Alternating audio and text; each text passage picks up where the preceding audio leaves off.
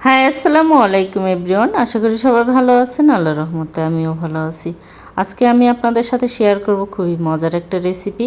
এইখানে লাউটা আমার হাজব্যান্ড অফিস থেকে আসার সময় একদম কচি একটা ছোট লাউ নিয়ে আসছে। দেখুন কতটুক সাইজের। এই লাউ দিয়ে আর এই ছোটো কিছু চিংড়ি দিয়ে আমি আজকে লাউ চিংড়ি রান্না করব।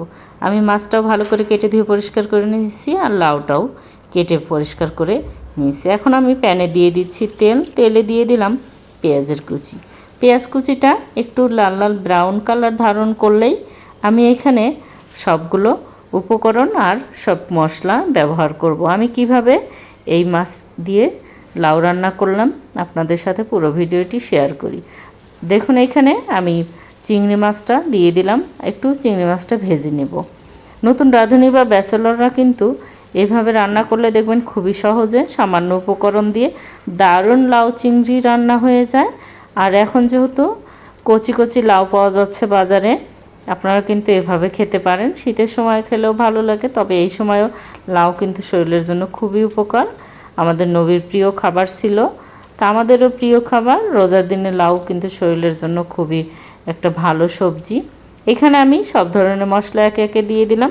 দিয়ে দিয়েছি লবণ, আদা রসুন বাটা একটু সামান্য, আর জিরা বাটা, আর ধনিয়া রাঁধুনির গুঁড়ো, হলুদের গুঁড়ো, আর একটু মরিচের গুঁড়ো দিয়েছি। কিন্তু দিয়ে আমি ভালো করে কষিয়ে আদা রসুনের ফ্লেভারটা যে পর্যন্ত না যায় ও পর্যন্ত আমি কষিয়ে একদম তেল ছেড়ে দিয়েছে। এই পর্যায়ে আমি লাউটা দিয়ে দিলাম।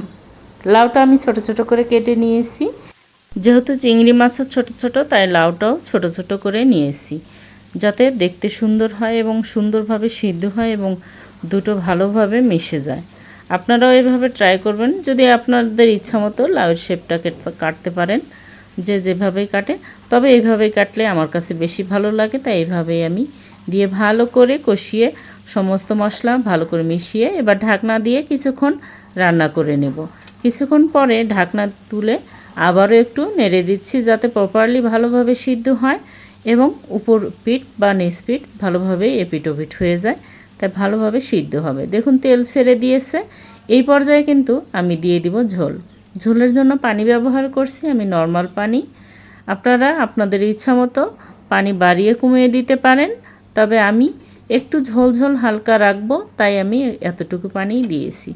আবারও ঢাকনা দিয়ে ঢেকে কিছুক্ষণ রান্না করে ঢাকনা তুলে আর একটু নেড়ে দিচ্ছি, কারণ যাতে সমস্ত ময় মশলা এবং লাউ চিংড়ি একসাথে ভালোভাবে মিশে যায়। ঢাকনা দিয়ে আরেকটু ঢেকে দিয়ে রান্না করে নিলাম।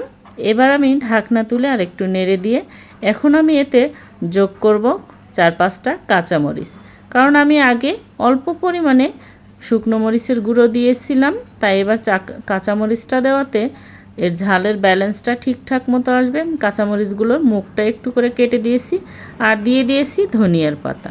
ধনিয়ার পাতাটা দেওয়াতে লাউয়ের কিন্তু বেস্ট একটা মশলা, খুবই টেস্টি আর এখনই সুন্দর একটা ফ্লেভার বের হয়েছে। আপনারা কে কোথা থেকে আমার এই ভিডিওটি দেখছেন অবশ্যই কমেন্ট করে জানাবেন। ভিডিওটি ভালো লাগলে লাইক শেয়ার দিয়ে আমার পাশে থাকবেন। ইউটিউব থেকে দেখলে সাবস্ক্রাইব করবেন এবং পেজ থেকে দেখলে ফলো দিয়ে আমার সাথে থাকবেন, যাতে পরবর্তীতে এমন মজার মজার খাবারের নোটিফিকেশন আপনাদের মোবাইলে প্রথমে আসে। গেছে দারুণ স্বাদের লাউ চিংড়ি। আমি চুলাটা অফ করে দিয়েছি। ধন্যবাদ সবাইকে। Thanks for watching. আল্লাহ হাফেজ।